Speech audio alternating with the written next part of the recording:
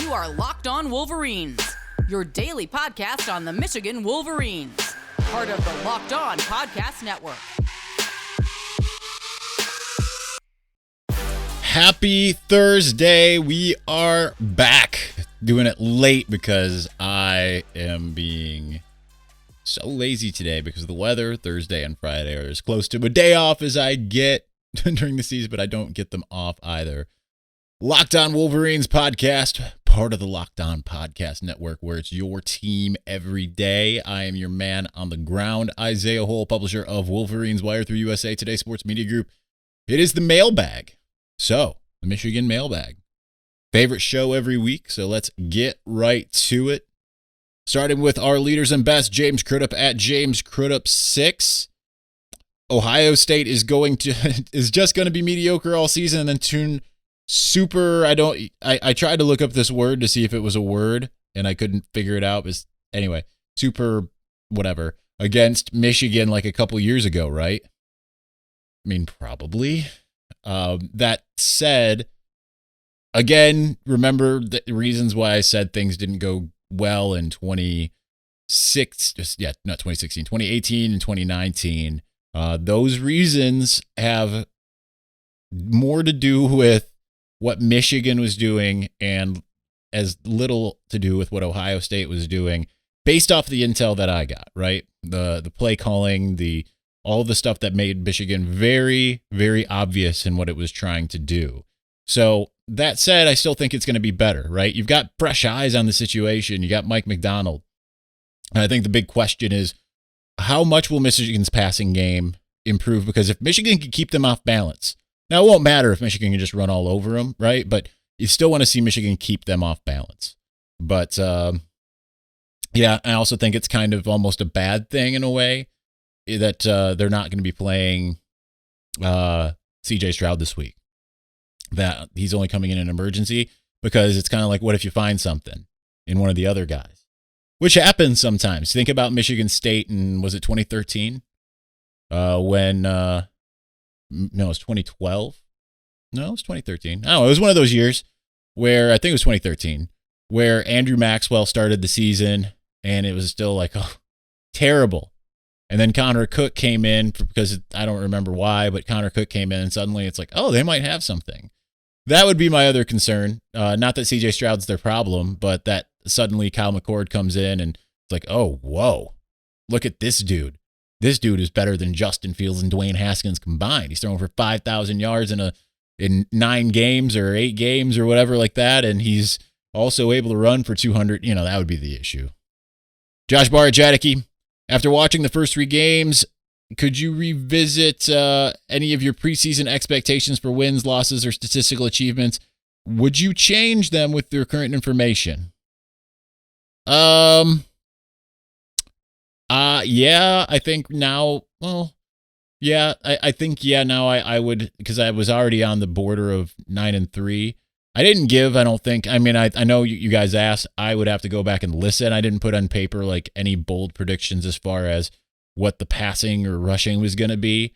Obviously, the run attack is much better than I anticipated. If you would have told me 6 months ago, or heck, a year ago, that Michigan now would be leading the country in running, I don't think I would have believed that per se. So there is that to it. But otherwise, like, I only really predicted the season, I'd say 9-3 now. It'll change again. Like, I'm trying to hold steadfast, right? Not make, quick changes as far as like, you know what? Like, I better figure out where the college football playoff is because that's where I'm going to be booking my plane ticket. I'm not making those snap judgments. If they go to Wisconsin and they beat Wisconsin, especially if Wisconsin beats Notre Dame, that changes things dramatically. Then I'm probably, and it also depends on, Ohio State's not going to look any different this week, but once Ohio State gets into the meat of its schedule, say Michigan State struggles against Nebraska this week, then suddenly we're starting to talk about, the chance of it being a particularly special season. Penn State's going to be daunting regardless, but I still, let's get to Penn State later, as I know I got that question later. Also, what is the reasoning for the rules on capping replay of press conference is at 5 minutes. Seems like there's no logic there and only serves to annoy fans and content creators. Dumb policy. No comment, but I think you understand how I feel. Also, is it better for you if we listen to the podcast or watch the stream? It's entirely up to you. Entirely up to you. Obviously everything's kind of cemented when it comes to the audio. I'd love for more people to watch the podcast, just because I would love to get more people doing it, especially just for the sake of it takes a lot longer to process video, and for me to obviously add elements like the motion graphics and any of that. Granted, some of it it's done, it's created, right? I can just throw it in, but it still takes longer to both export it, render it if you're into video, and upload it. It takes a good hour and a half to do all that, especially since I'm not using Open Broadcast, OBS, because my computer can't handle it with this camera. Looking at getting a new computer probably relatively soon. My 2016 MacBook Pro is trudging along pretty well, but I don't think it was made for 4K. And that's not that I'm not even uploading this in 4K, but just for the sake of it not taking 3 hours, which is probably what it would take. Anyway, my brother in metal, Michael Wolf at MWolf21. I know you've mentioned this a little already, but how much of the offensive playbook do you think Michigan has saved for the Big Ten schedule? I think a lot. If I were to put a number on it, and honestly, I don't know even, like, I think that what they'll probably do is continue running what they've run so far for the most part against Rutgers and see how well that works. And they'll keep doing that until they feel the need to dig a little bit deeper into it. I would say there's a good 80% probably that's, if not more, that isn't really being shown. That would be my guess. I don't think that they've come anywhere close to emptying the bag, you know? What does scoring 2 touchdowns and breaking a big run do for Donovan Edwards' confidence moving forward? Well, tells him, hey, you can play college football, man. You know? Breaking the big run in particular, one thing to get a short yardage one, but I think you break that big run, and I think it's like, hey, young man, guess what? You belong. You know? I think any doubts that you have go away. I think that's also why you saw, Travion Henderson, he was really good in week 1 for Ohio State, but I think that is why you saw him really kind of break out in week 3, right? Why all of a sudden it's like the game starts slowing down and you start having that, like, you know what? I can do this. I can do this against other teams. Big Ten schedule is going to be an animal for all parties involved, though. That's just the nature of it. Jimmy Whitner at Jimmy Whitner 1. What does Michigan have to do besides win our Big Ten opener to be a success? Continue to dominate. Continue to do the things that you're already doing well again against a Big Ten opponent. So offensive and defensive line dominance. I saw posted somewhere, I think it was just Twitter. Maybe it was on, it was on MGO blog. And someone had posted the weights of the offensive linemen for Rutgers. So I think it's trench on both sides. Get home on one side and dominate in the other side, and just make it look like a Michigan-Rutgers game is long looked, because it doesn't have to be endemic to Rutgers that Michigan dominates. 2016, Penn State wins the Big Ten Conference, but loses to Michigan 49-10. Michigan was just a more dominant team. If I'm Michigan, go out there and embarrass Rutgers if you can. Continue to show that killer instinct, because that's what they're showing. That's why some people were impressed by NIU. It wasn't just that they beat NIU handily, right? If they would have won 38-10 or something like that, people would be like, oh, yeah, Michigan's doing it. Okay, cool. But winning 63-10 with, 28 points coming from your backups and then not scoring in the fourth quarter because your backups are in. That tells you Michigan could have hung 100 on them if they really wanted to. Probably more, but they that just wasn't obviously what was happening there. Number 2, over under touchdown passes Saturday, 2.5. I'm going to go under because Rutgers has the worst rush defense. I'm going to say, I'll say they'll still pass for 2. I'm predicting what? I think 35-13 or something like that. I don't remember. I predicted it in 2 places. But I got to look that up before tomorrow's show. Nonetheless, I think that it will be, so that's 7 touchdowns. So I'm saying 5 on the ground, 2 through the air. I'm probably wrong. KRT at FarmRK84. Who deserves the most credit for Michigan's improved running game? Mike Hart, Matt Weiss, Jerome Moore, or Josh Gaddis? I don't know who deserves it, to be honest. I have no idea, but I think it's because it starts with because, I mean, there's so many things involved. I don't think Weiss is necessarily, he's said that he isn't that involved in the run game. I mean, I'm sure he's involved, but he says that he's not that involved. I don't know anything otherwise. Mike Hart's obviously doing a lot with the backs and teaching them what to do. I'm going to give the credit. I mean, well, you got to give credit to Gaddis for calling it consistently. I'm going to give the credit to Sharon Moore because the reason that they are really able to do a lot of what they're able to do is because of the offensive line opening just awesome, massive holes for them. And then continuing, and also the tight ends, right? The tight ends going down blocking. So they'll throw Jay Harbaugh into the mix. So it's more of a Sharon Moore and Jay Harbaugh mixture, in my opinion. Finishing, nope, not finishing. Just at the bottom, finishing the page. Brandon at Brandon S616. Do you think they burn JJ's red shirt this year? Not a chance. Barring some, well, I'm not going to say not a chance. Okay. If something happens to Cade McNamara, then yes, probably. Otherwise, I do not think so. I think you'll see him in 2 more games, and that is it. I'm not a big Star Wars guy. Obviously, I am. I've tried multiple times. I want to get into it, but I can't. That said, I do like anime. Do you plan on watching Star Wars Vision? Seems like a good mix. I watched the first 2 episodes last night. I'm trying to slow jam it so I'm not just out of it, you know. I've enjoyed it immensely so far. Here's the thing. I hated it, Star Wars, for the longest time. Granted, I had seen all of them, but I hated it. I hated it until I saw The Last Jedi in theaters, and that changed everything for me. And I know for a lot of you out there, that's probably sacrilege. And that's why, I mean, Last Jedi is my favorite, because it's the one that started to flip the switch from me being like, I don't like Star Wars. Like, I went and saw Force Awakens in theaters, and I thought it was okay, right? I was like, I liked it, whatever. But that's just more because I like to see spectacles. I'll go see any big time, sci-fi or action movie in theaters. Being someone who has a film degree, that's the type of thing I'll do. But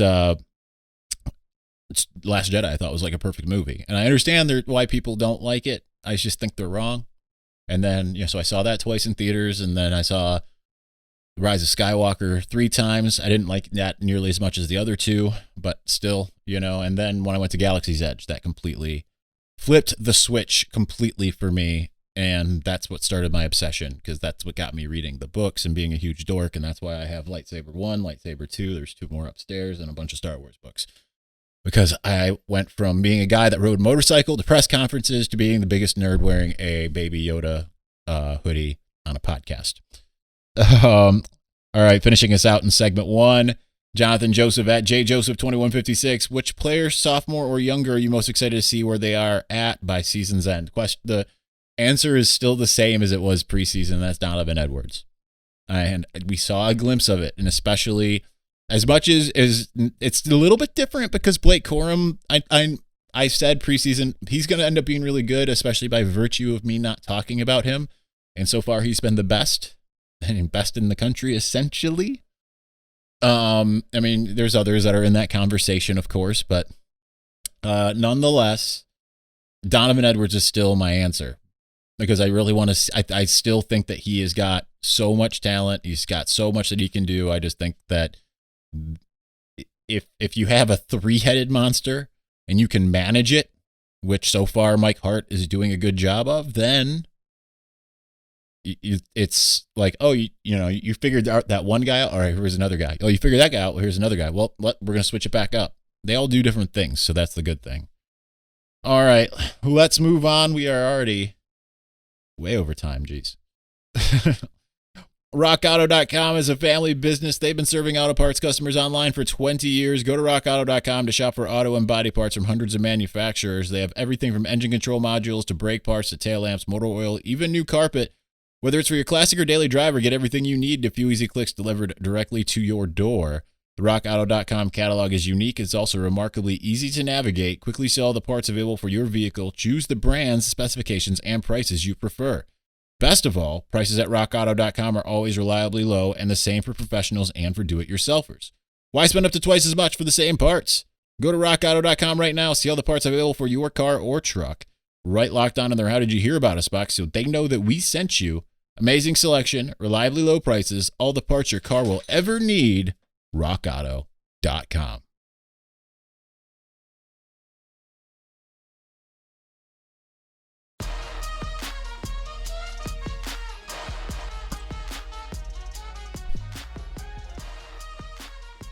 All right, let's continue. Zuri wants to continue. She is restless right now. She is ready. Let's get with our Victor's Valiant.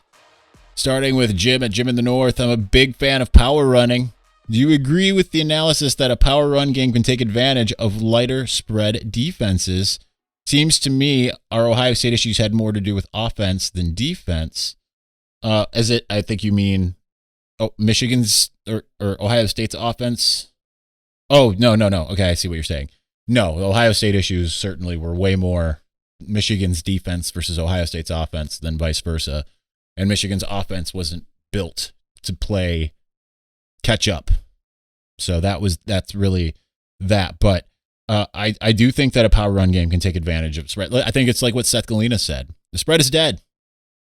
I think you have to find other things about it that are not being done. And I think we're kind of in a similar situation to what Jim Harbaugh, like when he came, it was hard to defend Michigan because teams are now really very used to defending spread offenses. Michigan's obviously running like a power spread. You know, they're not just like a typical old school pro style, but it's like an NFL power spread. And obviously there's a reason why they started incorporating more pulls and power run game stuff last year, but you're really seeing it a lot more, I feel, this year. At least they're able to execute it a lot better. Because remember, Ed Warner was a zone guy. And last year they started incorporating some power elements, and now it's really a part of it.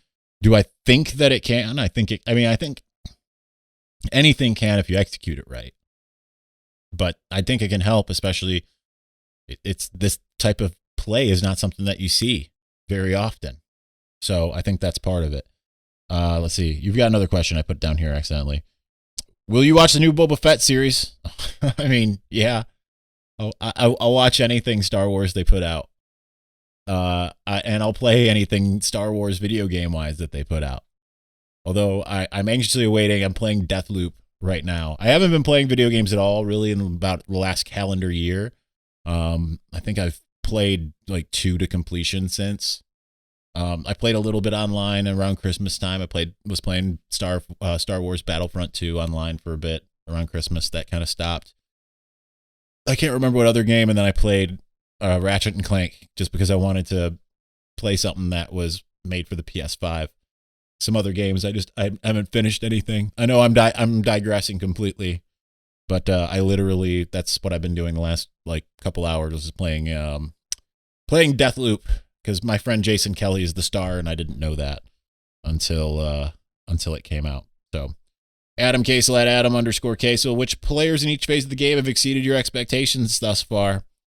Andrew Vastardis easily on offense.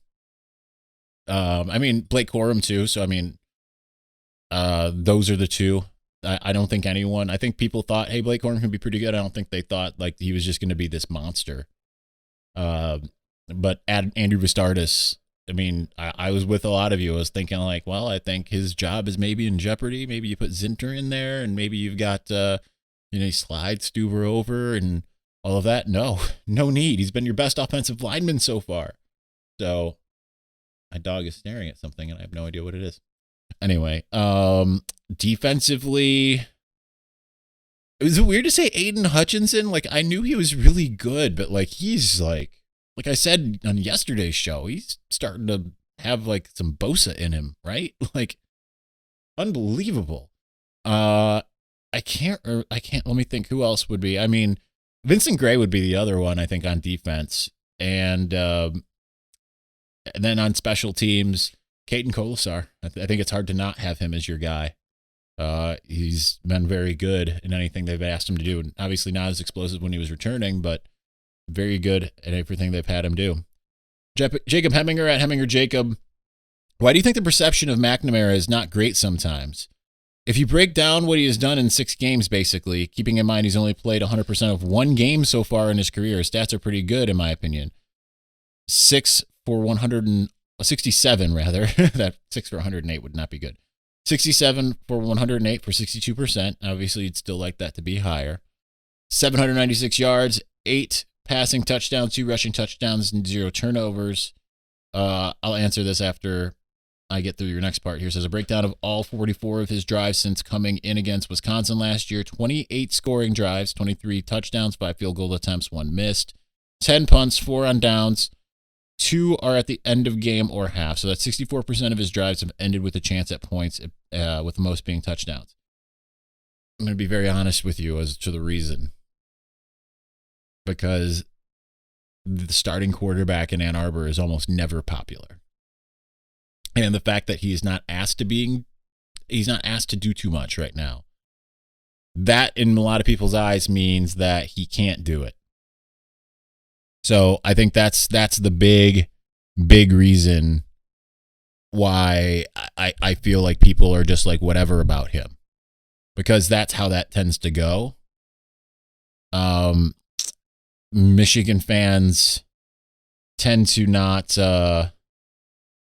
they tend to treat the starting quarterback very harshly. So yeah, I don't know. It's weird. I have to check on something. I'm going to wait till the break. I'm hoping that this is recording on the microphone rather than the computer, because it's my waveform looks weird. Because obviously, you might remember the episode from before where it was recording on the computer and it sounded all crazy and not on the microphone. So sometimes even after I said it, it's like, nah. All right, sorry. I digress completely. Also, just a quick observation on Rutgers' offensive line. They have allowed 4 sacks and 25 tackles for loss this year to Temple, Syracuse, and Delaware. Good chance Michigan defense gets to the feast all Saturday long. Well, certainly they're going to try to get rid of the ball really fast, but yeah, I think you're 100% right there. Spencer Whitmore at Spencer Whitmore. Hate to say it, but looks like Penn State and Sparty are for real this year. Tough to not look ahead. But if we don't at least split those games, do you think Harbaugh officially loses the fan base? I think if you lose to Michigan State, particularly, certainly. If you lose to Michigan State and don't beat Ohio State, it'll be pretty hard to get the fan base back. But I think that there's a good chance that, we'll see, right? It's still early. Michigan State is in the same boat as Michigan. And I understand Miami was a sexy name. And preseason, it was like, there's no way Michigan State beats Miami. Miami's been bad. Michigan State's been significantly better. Penn State, we'll see what Wisconsin is, too. Like, that's the thing, is this great reset of a season. There's no, like, true elite teams that are out there at the moment that you can really point to. No one looks particularly elite. Anyone seems like they can win. It's not like the NFL, but any big program seems like it could probably beat any other big program any given week. And certain teams like Miami are now reeling. They're 1-2. Washington's 1-2. Tell me how they're different, except for Michigan State played them on the road. I mean, they might be about the same. Ryan at I am 3lac. A lot of defensive players are seeing game action. Who is your most surprising player on the defensive side of the ball, and who is primed to be the next breakout player? Since I kind of already answered that, I'll give you a different answer. The person that I'm most surprised by is RJ Moton, because I didn't expect that we would be seeing him basically at all, let alone him essentially starting. So, and I think he's done really well. I'd have to look at the Pro Football Focus grades to confirm that, because I'm pretty sure that I'm right, that he's playing very well. But let's see, I'm at his snap counts right. He's played 137 snaps so far, so that's pretty good. And yes, but he's played pretty well. Washington wasn't his best. They had just shy of a 60 grade, but 64.5 against Western Michigan. Almost 80, 77.5 against Northern Illinois. See, things move very fast when you're looking through a long lens, but and trying to figure out what everyone's doing. But I mean, I think he's done really well, and I'm kind of surprised by that. Right, his season grade so far is a 68, 79.1 tackling, run defense is 69.5, not a 53.1 pass rush, but I haven't really seen him pass rush, and 67.6 coverage. Pretty good for a guy really just getting his first taste of college football. I mean, he played a little bit, but sparingly last year, right? So that's pretty big. Jacob Chavaria at Jacob17213950. What are your top 3 bucket list stadiums to visit? See, I've already visited a couple of them, essentially, because I've been to the Rose Bowl. Not for the Rose Bowl, but for UCLA and Oregon State some time ago. I've been to Beaver Stadium. I've been to the Shoe. I've been to Camp Randall. The only one that disappoints me is Camp Randall. So we'll see if I like it more this time. Maybe it's just because Michigan's losing, and I'm like, and then having to make that drive back, and everyone's sad and everything. Because I'm an empathic person, so I do feel very much. Maybe that's why I relate to you guys so much, even though like I don't care as much as I used to, of course, when I was a fan. But I certainly feel the fan base's energy, so that might be part of it. So I think the ones that would be left would be Death Valley. I guess really either one, LSU or Clemson, but probably LSU. I would really like to go to. I missed my opportunity when I lived in LA, but I'd really love to go to the Coliseum for a USC game. If USC, the caveat, USC has to be really good, and they haven't really been. I mean, they have to be mid 2000s good, in my opinion, for that to have that type of feeling. And then I want to go see Oklahoma at Oklahoma, so I'm waiting for that in a couple years. Oklahoma's probably the top on that one. I've also been to Notre Dame, and that was cool. Also, if Harbaugh doesn't finish at least 11-1, his blank is grass. Just my personal opinion. I want to be excited for football season. The past 5 years, I've dreaded it. I mean, I guess that's in your opinion, but no, I don't think that Harbaugh is going anywhere if he's not 11-1. I think that you'd have to have disaster from here on in for him to not be retained. I mean, it's essentially like a new coaching staff. So I could understand why people would lose faith even more so. The holdouts, you're being sold like, hey, this is going to be better, and it's still not quite there. I think you'd be all right if that one is not Ohio State. I think people would be a little bit more happy. But if he goes straight through, wins every game, loses to Ohio State, especially from what we've seen early in the season, I can understand the disappointment, but don't let the bearings of past years. I understand it, but try not to take on 20 years of, anxiety and angst and put it all on 1 year. It's not fair to even to the kids that are playing. Mark Z at Mark Zimke. Where does Chris Jenkins stack up as the nicest person to be interviewed ever? Michigan's got a lot of guys like that. I mean, he certainly had a little bit more of a happy-go-lucky type, and all of us in the media absolutely loved him. But Michigan's got a lot of guys that are really nice, but maybe they aren't as happy-go-lucky. Like Chuck Filiaga, his whole thing is like, I'm so nice, like I'm too nice, and that's why I had to learn how to play with that nasty streak. But just over the years, and I remember being down at the Citrus Bowl talking with some people inside the program, and they're like, we just have such like a team full of nice guys. And they meant it in a good way. It wasn't like, in a bad way, but it was just like we have such great kids here. Like it's just so, everyone's just so great. So, I think he's right up there. Finishing us out in segment 2, Chase Glasser via Instagram. As psyched as I am over the strong start, are we potentially setting ourselves up for September Heisman/hype and November disappointment like 2009, 2010, 2012, and 13? When will we know if we're in the clear? Is it Wisconsin?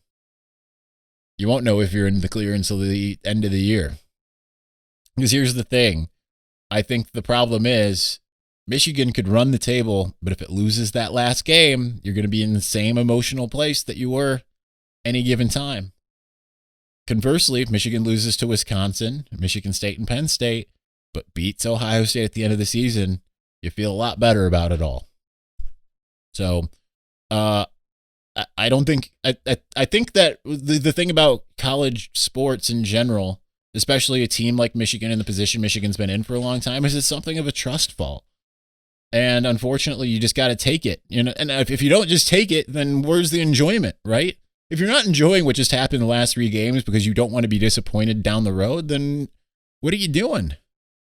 Like, be excited. Just keep in your mind, like, all right, well, that, just because we beat Washington doesn't mean we're going to beat Wisconsin. It's just because we maybe will beat Wisconsin doesn't mean we're going to beat Michigan State. Just because we maybe beat Michigan State doesn't mean that we beat Penn State, so on and so forth. That's why they play all the games for the reason. You don't get through, don't start 6-0 or 7-0 and then they say, all right, you know what? Seen all we need to see. 12-0 to the playoffs. That's where you're going to go. So it's a little bit of a trust fall. And he said, feeling cautiously optimistic. I didn't see that part. Anyhow, all right, let's move on. Hey guys, so there's a few things in life that just aren't fun to talk about. One of them is excessive sweating. When you're sweating through your shirts for no reason, it's embarrassing, right? Some of you may know I've personally dealt with this. When I speak in public, I can't help but sweat through my shirt. Now listen, I know this isn't life and death and there are much worse problems in the world, but let's be honest. In the moment, it feels like a big deal. Nobody likes to put out during an important speech, interview, or first date, God forbid. I'd much rather not worry about it, and that's why I use SweatBlock antiperspirant wipes. SweatBlock is stronger and more effective than most clinical antiperspirants. You simply apply it at night before bedtime, go to bed, the next morning you wake up, wash, and go about your day without worrying about sweat, guaranteed. I know this will sound too good to be true, but I literally have to use SweatBlock once or twice a week, and it keeps me dry the whole time. No more pitting out. No more picking my shirts based on which ones will hide sweat better. If you or someone you love is dealing with this, you have to check out SweatBlock. Get it today for 20% off at sweatblock.com with promo code LOCKEDON, or you can get it at Amazon or CVS. Also, you know what? We're back and better than ever. All eyes are on the gridiron as teams are back on to start another football season. We're a quarter way through, but as always, BetOnline.ag is your number one spot for all of the pro and college football action this season. With a new and updated site and interface, even more odds, props, and contests, BetOnline.ag continues to be the number one source for everything football. Head to BetOnline.ag, sign up today, receive your 100% welcome bonus. That's double your initial deposit just for signing up. Don't forget to use promo code LOCKEDON. From football, basketball, boxing, right to your favorite Vegas casino games, don't wait. Take advantage of all the amazing offers available for the 2021 season. BetOnline is the easiest and fastest way to bet on all of your favorite sports. BetOnline, your online sportsbook experts.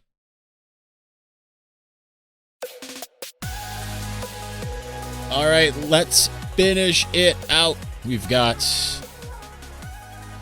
7 more by my quick count. It's not Go Blue. Whoops, backwards. It's Go Blue, not Big Blue at Urban Lied. Do you think Urban Meyer regrets taking the coaching job at Jacksonville, and do you think he has respect for what Jim Harbaugh has accomplished in the NFL? I think based off of what Vic Fangio said that Urban Meyer told him, which I don't remember exactly what it was, but like they had the conversation and Fangio said like, yeah, it's like you're playing 5 stars, a team full of 5 stars every single week. Yeah, I do think so. And I think that it was kind of, I didn't have a problem with it, but when he put out the, stay patient Jaguars fans letter, I thought that was a little desperate. He's clearly flailing, and there's all kinds of reports of how things aren't working, and it certainly kind of feels like the not nice guy version of John Beilein not working out in the NBA type thing, So, yeah, I think he probably, especially considering he just went and got beat by someone who coached under Jim Harbaugh, I think certainly he's probably got to be feeling that. Rob Anto at Rob Anto 1. First, love Monday's morning drip. Thanks, Rob. I appreciate that. Great message to the UM fans, who the majority seem unable to enjoy anything with this team.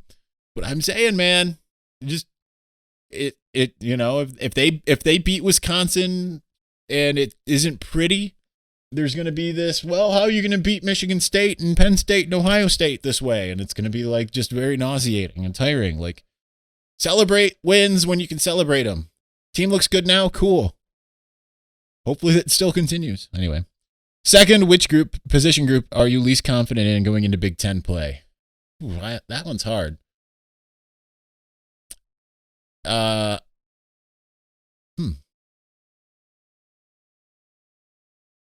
don't know. Everything's kind of on even footing for me.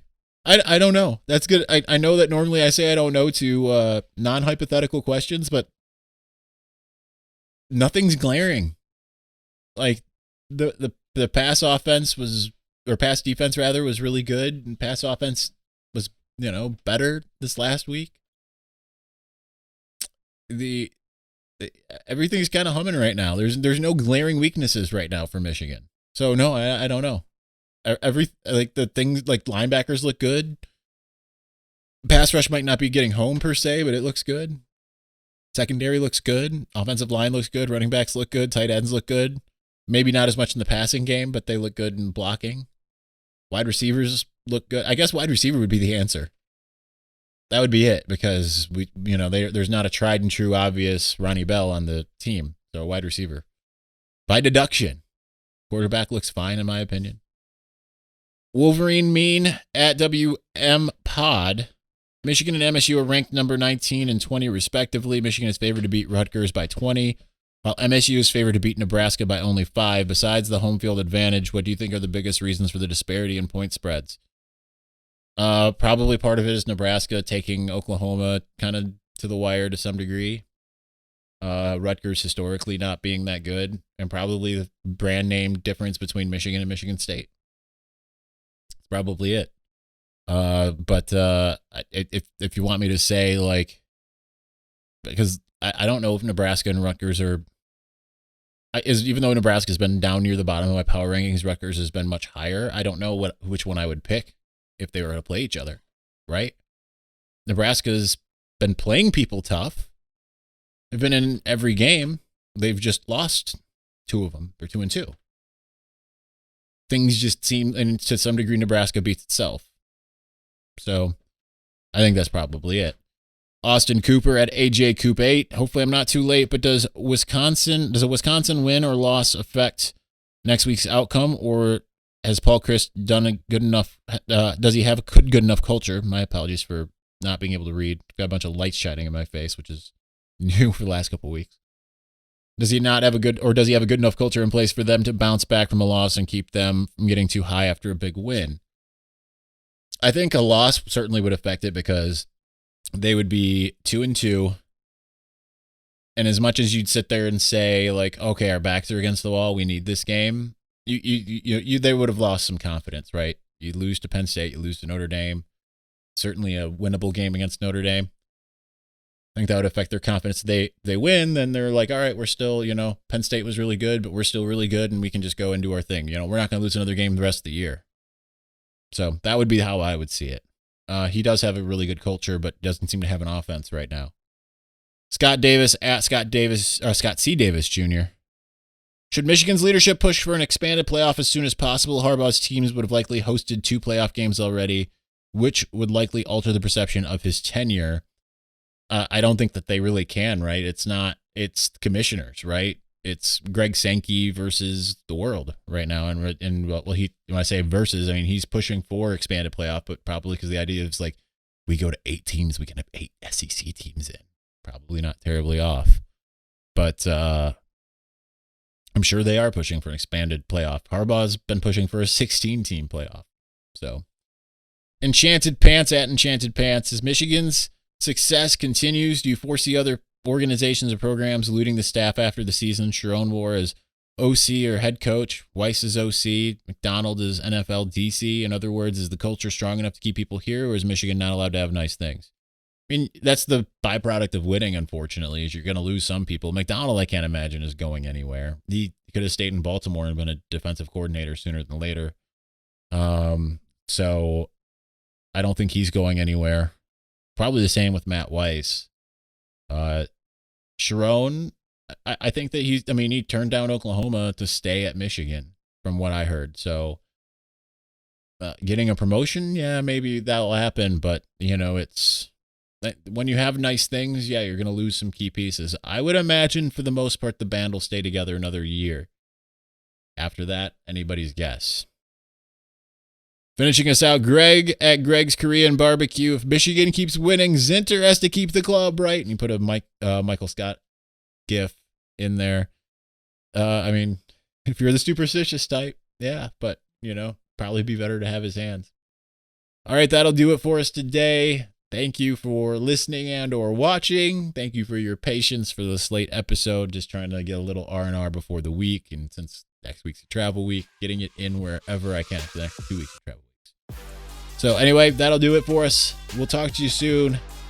Peace.